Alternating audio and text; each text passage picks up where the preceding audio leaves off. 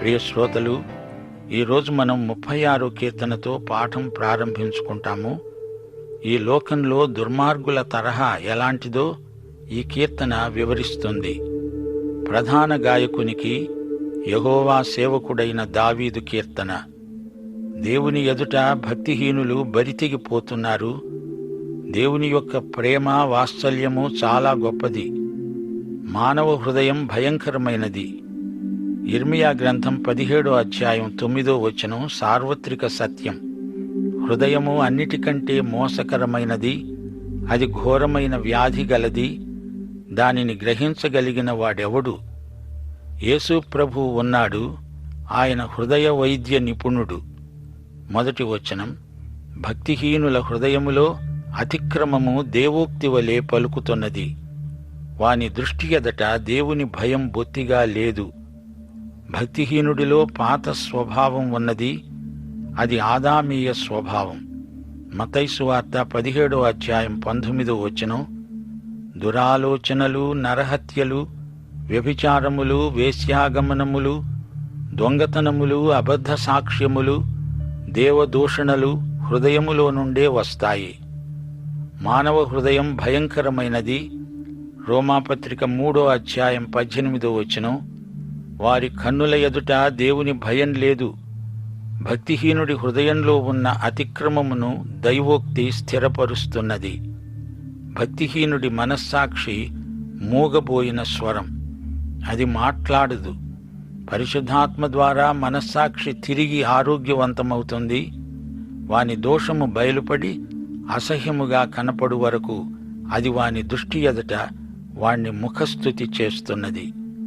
పాపులు తమను తామే నాశనం చేసుకుంటారు, తమను తామే మెచ్చుకుంటారు. ఆత్మవంచన చేసుకునేవాణ్ణి సైతాను సులభముగా వంచిస్తాడు. ఒకానొక రోజున అతనికి కనువిప్పు కలుగుతుంది. తన పాత స్వభావాన్ని ద్వేషించడం నేర్చుకుంటాడు. పాపి యొక్క హృదయంలో పాతాళము గూడు కట్టుకొని ఉంటుంది. 3వ వచనం, వాని నోటి మాటలు పాపానికి కపటానికి ఆస్పదములు. బుద్ధి కలిగి ప్రవర్తించడము, మేలు చేయడము వాడు మానివేశాడు. అతని ప్రవర్తన, అతని నోటి మాటలు అంతా పాపమే. వాడు మంచము మీదనే పాపయోచనను యోచిస్తాడు. వాడు కాని నడతను నడుస్తాడు. చెడుతనము వానికి అసహ్యము కాదు. యెహోవా, నీ కృప ఆకాశమును అంటుతున్నది. రాత్రిళ్ళు పడకలో కూడా దురాలోచనలు చేస్తాడు. 5వ వచనం నుండి దేవుడు ఎలాంటివాడో చెప్పబడింది. దేవా, నీ సత్యసంధత్వము అంతరిక్షమును అంటుతున్నది. నీ నీతి దేవుని పర్వతములతో సమానము. నీ న్యాయ విధులు మహాగాధములు. యెహోవా, నరులను జంతువులను రక్షించేవాడవు నీవే. దేవా, నీ కృప ఎంతో అమూల్యమైనది. నరులు నీ రెక్కల నీడను ఆశ్రయిస్తున్నారు. దేవుడు ఎంత గొప్పవాడో చూడండి. ఇలాంటి దేవుని రెక్కల నీడన ఉండడం ఎంతో క్షేమకరం. నీతిమంతులకు ఆశ్రయము దేవుడే. యెహోవా రెక్కల నీడను విశ్రమించేవారు ధన్యులు. నిర్గమకాండం 19వ అధ్యాయం 4వ వచనంలో దేవుడన్నాడు, మిమ్మును గద్ద రెక్కల మీద మోసి నా వద్దకు మిమ్మును చేర్చుకున్నాను. ఆయన రెక్కల నీడలో క్షేమమున్నది, భద్రత ఉన్నది, విశ్రాంతి ఉన్నది, శాంతి ఉన్నది, ప్రేమ ఉన్నది, వాత్సల్యమున్నది. మత్తయి శుభవార్త 23వ అధ్యాయం 37వ వచనంలో ప్రభు అన్నాడు, యెరూషలేమా, యెరూషలేమా, ప్రవక్తలను చంపుతూ నీ వద్దకు పంపబడిన వారిని రాళ్లతో కొట్టుతూ ఉండేదానా? కోడి తన పిల్లలను రెక్కల క్రింద ఎలాగు చేర్చుకుంటుందో అలాగే నేను నీ పిల్లలను ఎన్నో మారులు చేర్చుకోవాలని చూచాను, గాని మీరు ఒప్పుకోలేదు. ఇంత గొప్ప దేవుణ్ణి తిరస్కరించి మానవుడు మనగలడా? 11-12 వచనాలు, దేవా, గర్విష్ఠుల పాదాన్ని నా మీదికి రానియకు, భక్తిహీనుల చేతిని నన్ను పారదోలనీయకు. అరుగో, పాపము చేసేవారు అక్కడ పడి ఉన్నారు, లేవలేకుండా వారు పడద్రోయబడి ఉన్నారు. దుష్టుల చేతిలో పడకుండా తనను దేవుడే కాపాడాలని దావీదు ప్రార్థిస్తున్నాడు. ఇదే ప్రార్థన ప్రతి విశ్వాసీ చేయాలి. మనము నివసించే ఈ లోకం దౌర్జన్యంతో, పాపంతో నిండి ఉన్నది. దేవా, నన్ను దుష్టుల చేతిలో పడనీయకు, కాపాడు. ఇప్పుడు మనం 37వ కీర్తనలోకి వస్తున్నాము. ఇది దావీదు కీర్తన. నీతిమంతులకు యెహోవాయే సంరక్షకుడు. భక్తిహీనులు గతించిపోతారు, నశించిపోతారు. ఇదే ఈ కీర్తనలోని సందేశం. ఇది దావీదు అనుభవం, ఇశ్రాయేలు జాతిని గురించిన ప్రవచనం. 37వ కీర్తనలో 40 వచనాలున్నాయి. హీబ్రూ భాషలోని అక్షర క్రమంలో ఈ కీర్తనలోని చరణాలు ఆరంభమవుతాయి. అలెఫ్, బేత్, గీమెల్ అనే క్రమంలో ప్రతి చరణము రాయబడింది. 1-2 వచనాలు. చెడ్డవారిని చూచి నీవు వ్యసనపడకు, దుష్కార్యములు చేసేవారిని చూచి మత్సరపడకు. వారు గడ్డివలనే త్వరగా ఎండిపోతారు, పచ్చని కూరవలనే వాడిపోతారు. 73వ కీర్తనలో కూడా దావీదు ఇవే తలంపులు వ్యక్తం చేశాడు. భక్తిహీనులు ఎందుకు వర్ధిల్లుతున్నారు? పాత నిబంధనలో దేవుడు తన ప్రజలకు ఇహపరములలో ఆశీర్వాదాలు వాగ్దానం చేశాడు. కాని కొత్త నిబంధనలో పరలోక ఆశీర్వాదాలన్నీ వాగ్దానం చేశాడు. పాత నిబంధనలోని జాతీయ ఆశీర్వాదాలు యూదులకు దేవుడు వాగ్దానం చేశాడు. అందుకే దావీదు ఈ ప్రార్థన చేస్తున్నాడు. దుర్మార్గులను దేవుడు ఎందుకు ఆశీర్వదిస్తాడని కొందరు ప్రశ్నిస్తారు. చూడండి, దుర్మార్గులకు శాశ్వతత్వం లేదు. వారు, వారి ఐశ్వర్యము అంతా త్రుటిలో గతించిపోతుంది. 3వ వచనం. యెహోవాయందు నమ్మిక ఉంచి మేలు చెయ్యి, దేశమందు నివసించి సత్యముననుసరించు. దుర్మార్గుల సంగతి నీకెందుకు? నాయందు విశ్వసించు, నీతిగా జీవించు అంటున్నాడు దేవుడు. 4వ వచనం. యెహోవాను బట్టి సంతోషించు, ఆయన నీ హృదయవాంఛలను తీరుస్తాడు. ఇది ఇశ్రాయేలుకు ఇవ్వబడిన వాగ్దానం. ప్రభువునందు ఆనందించండి, మరల చెబుతాను ఆనందించండి అంటూ పౌలు ప్రబోధం చేశాడు. నీ మార్గాన్ని యెహోవాకు అప్పగించు, నీవు ఆయనను నమ్ముకో, ఆయన నీ కార్యము నెరవేరుస్తాడు. ప్రభువుకు నిన్ను నీవు అప్పగించుకుంటే నీవు సణగవు, సందేహపడవు. దేవుడు నిన్ను శిక్షించాలని, నీలో తప్పులు పట్టుకోవాలని చూచే దేవుడు కాడు. ఆయన నీ స్నేహితుడు, నీ శ్రేయోభిలాషి, నిన్ను ప్రేమిస్తున్నాడు. నిన్ను నీవు ఆయనకు సమర్పించుకో. 7వ వచనం. యెహోవా ఎదుట మౌనముగా ఉండి ఆయన కొరకు కనిపెట్టుకో. తన మార్గమున వర్ధిల్లే వానిని చూచి వ్యసనపడవద్దు. ప్రభువునందు కనిపెట్టుకోవడం మంచి అభ్యాసం. దుర్మార్గుల అభివృద్ధిని చూచి అసూయపడాల్సిన అవసరం లేదు. వారి అంతం భయంకరం. కోపము మాను, ఆగ్రహము విడిచిపెట్టు, వ్యసనపడకు, అది కీడుకే కారణం. పాపముతో రాజీ పడకు, నీవు దేవుని బిడ్డవు గనుక నీకు ఆత్మ నిగ్రహం అవసరం. కీడు చేసేవారు నిర్మూలమవుతారు.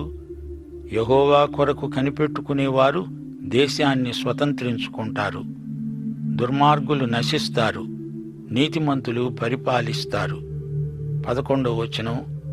దీనులు భూమిని స్వతంత్రించుకుంటారు, బహుక్షేమము కలిగి సుఖిస్తారు. సాత్వికులు ధన్యులు, వారు భూలోకమును స్వతంత్రించుకుంటారు. ఇశ్రాయేలు జాతికి మహోజ్వలమైన భవిష్యత్తు వాగ్దానం చేయబడింది. మనకైతే పరలోకం వాగ్దానం చేయబడింది. 14వ వచనం. దీనులను, దరిద్రులను పడద్రోయడానికి, యథార్థముగా ప్రవర్తించే వారిని చంపడానికి భక్తిహీనులు కత్తిదూసి ఉన్నారు. విల్లు ఎక్కుపెట్టి ఉన్నారు. కత్తి పట్టినవాడు కత్తితోనే నాశనమవుతాడు. 16వ వచనం. నీతిమంతునికి కలిగినది కొంచెమైనా బహుమంది భక్తిహీనులకున్న ధన సమృద్ధి కంటే శ్రేష్టం. ఇది అక్షరాల నిజం. నీతిమంతునికి సంతుష్టి సహితమైన దైవభక్తి లాభసాధనమే. 20వ వచనం. భక్తిహీనులు నశించిపోతారు. యెహోవా విరోధులు మేతభూముల సొగసును పోలి ఉంటారు. ఎవరిని ఎలా చూడాలో, నిత్యత్వంలో ఎవరిని ఎక్కడ ఉంచాలో దేవునికి తెలుసు. 23వ వచనం. ఒకని నడత యెహోవా చేతనే స్థిరపరచబడుతుంది. వాని ప్రవర్తన చూచి ఆయన ఆనందిస్తాడు. భక్తుల పాదాలు రాతి పునాదిపై నిలుస్తాయి. ఆ రాయి బండ క్రీస్తే. సోదరుడా, సోదరి, దేవుడు నీ ప్రవర్తన చూచి ఆనందిస్తున్నాడా? దేవుడు యోబు విషయం ఆనందించాడు. దేవుడు తన కుమారుడైన క్రీస్తును గురించి, ఇడుగో నా ప్రియ కుమారుడు, ఈయన యందు నేను ఆనందిస్తున్నాను అన్నాడు. అలాగే క్రీస్తును కలిగిన వారి యందు కూడా దేవుడు ఆనందిస్తాడు. 29వ వచనం. నీతిమంతులు భూమిని స్వతంత్రించుకుంటారు. వారు దానిలో నిత్యము నివసిస్తారు. ఇది అబ్రహామీయ నిబంధన, ఇశ్రాయేలుకు దేవుడిచ్చిన వాగ్దానం. మనకైతే దేవుడు పరలోక రాజ్యాన్ని వాగ్దానం చేశాడు. ఇహలోక ఐశ్వర్యం గల విశ్వాసులారా, మీరు గృహ నిర్వాహకులు మాత్రమే. జాగ్రత్తగా ప్రవర్తించండి. 37, 38 వచనాలు. నిర్దోషులను కనిపెట్టు, యథార్థవంతులను చూడు. సమాధానపరిచే వారి సంతతి నిలుస్తుంది గాని ఒక్కడైనను నిలువకుండా అపరాధులు నశిస్తారు. భక్తిహీనుల సంతతి నిర్మూలమవుతుంది. దేవుని యందు విశ్వాసముంచి ఆయన రక్షణ యందు స్థిరముగా ఉన్నవారు యథార్థపరులు. అలాంటి వారికి శాంతి, సమాధానం. క్రీస్తు లేని మానవతకు మనుగడ లేదు. అతిక్రమకారులు నశిస్తారు. ఇది దేవుని నియమం. ఈ నియమం ఎన్నటికీ మారదు. ఇప్పుడు మనం 38వ కీర్తనలోకి వస్తున్నాము. ఈ కీర్తన జ్ఞాపకార్థమైనది. ఇది దావీదు కీర్తన. శ్రమచేత పశ్చాత్తాపం చెందిన వాని కీర్తన. శరీరము రోగగ్రస్తమైనప్పుడు ఒక రోగిగా దావీదు ఈ ప్రార్థన చేస్తున్నాడు. అది ఎటువంటి రోగమో చెప్పబడలేదు గాని దేవుని వద్ద స్వస్థత కొరకై మనవి చేసుకుంటున్నాడు. 1వ వచనం. యెహోవా, కోపోద్రేకం చేత నన్ను గద్దించకు, నీ ఉగ్రత చేత నన్ను శిక్షించకు. నా మీద కోపగించకు, నన్ను శిక్షించకు. నీ బాణములు నాలో గట్టిగా నాటి ఉన్నాయి. నీ చెయ్యి నా మీద భారముగా ఉన్నది. నీ కోపాగ్ని వలన ఆరోగ్యము నా శరీరమును విడిచిపోయింది. నా పాపమును బట్టి నా ఎముకలలో స్వస్థత లేదు. నా దోషములు నా తలమీదుగా పొర్లిపోయినవి. నేను మొయ్యలేని బరువు వలె అవి నా మీద మోపబడి ఉన్నాయి. పాపభారం రాను రాను ఎక్కువవుతోంది. దాన్ని యేసు ప్రభువుకు అప్పగించాలి. 5 నుండి 8వ వచనం వరకు. నా మూర్ఖత వలన కలిగిన నా గాయములు దుర్వాసన గలవై స్రవిస్తున్నాయి. నేను శ్రమచేత మిక్కిలి కుంగి ఉన్నాను. దినమెల్లా దుఃఖాక్రాంతుడనై సంచరిస్తున్నాను. నా నడుము తాపముతో నిండి ఉన్నది. నా శరీరములో ఆరోగ్యము లేదు. నేను సొమ్మసిల్లి బహుగా నలిగి ఉన్నాను. నా మనోవేదనను బట్టి కేకలు వేస్తున్నాను. శరీర అనారోగ్యానికి ఫలితంగా మానసిక ఆందోళన మొదలైంది. ఈ కీర్తనలో పాపం వ్యాధిగా పరిణమించింది అని చెప్పబడింది. యేసుక్రీస్తు శిలువ మీద ఉన్నప్పుడు మొదటి 3 గంటలు మానవుడు చేయగలిగినంత కీడు చేశాడు. చివరి 3 గంటలు దేవుడు చేయవలసినంత మేలు చేశాడు. ఆయన లోకపాపాన్ని తన మీద మోసుకున్నాడు. పాపమనే రోగాన్ని ఆయన శిలువ మీద భరించాడు. 1 పేతురు 2వ అధ్యాయం 24వ వచనం. ఆయన తానే తన శరీరమందు మన పాపాలను మాను మీద మోసుకున్నాడు. ఆయన పొందిన గాయాల చేత మనము స్వస్థత పొందాము. పాప రోగము నుండి స్వస్థత, పాపముల నుండి స్వస్థత. యేసు ప్రభు పాపి కాడు, రోగి కాడు, కాని ఆయన మన పాప రోగాన్ని భరించిన విమోచకుడు. రోగులు ఈ కీర్తనను తమ ప్రార్థనగా మార్చుకొని దేవునికి నివేదించాలి. యేసే పరమ వైద్యుడు.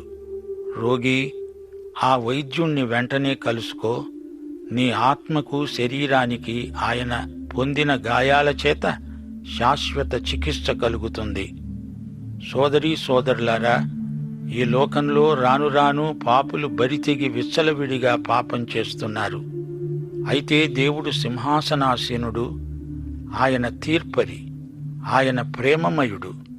పాపిని ప్రేమిస్తున్నాడు, పాపాన్ని ద్వేషిస్తున్నాడు.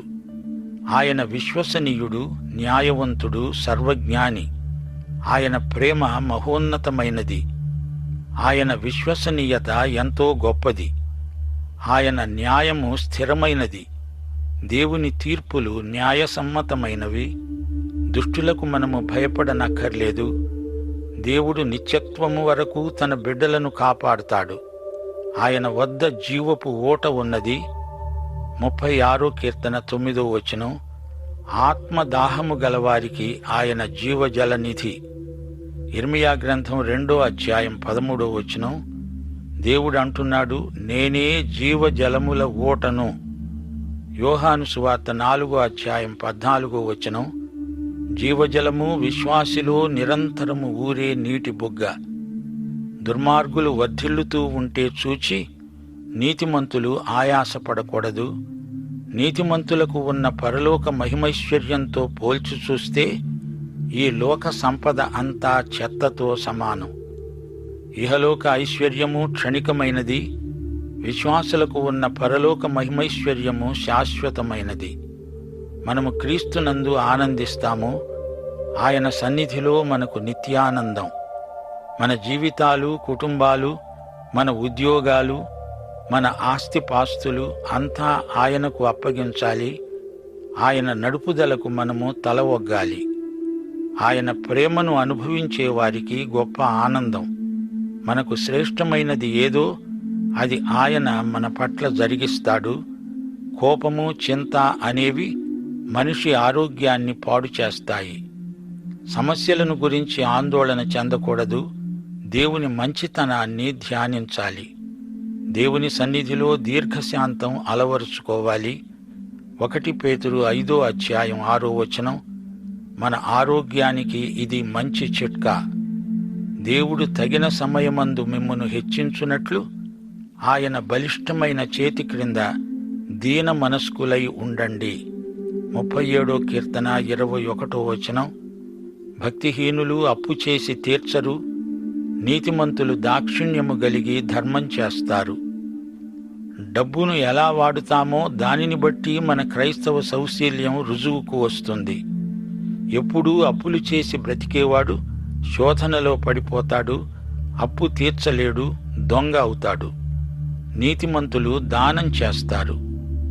డబ్బు లావాదేవీలు పెట్టుకొనరు. దేవుని ఎరుగని ప్రజలు తమ స్వార్థం కోసం బ్రతుకుతారు. దేవుని బిడ్డల అడుగులు స్థిరపరిచేవాడు ప్రభువే. 37వ కీర్తన 25వ వచనం. దావీదు అన్నాడు, నేను చిన్నవాడనై ఉండేవాణ్ణి, ఇప్పుడు ముసలివాణ్ణయ్యాను. అయినను నీతిమంతులు విడువబడడం గాని వారి సంతానము భిక్షమెత్తడం కాని నేను చూచి ఉండలేదు. నీతిమంతుల బిడ్డలు ఆకలితో బాధపడకూడదు, వారిని విడువకూడదు.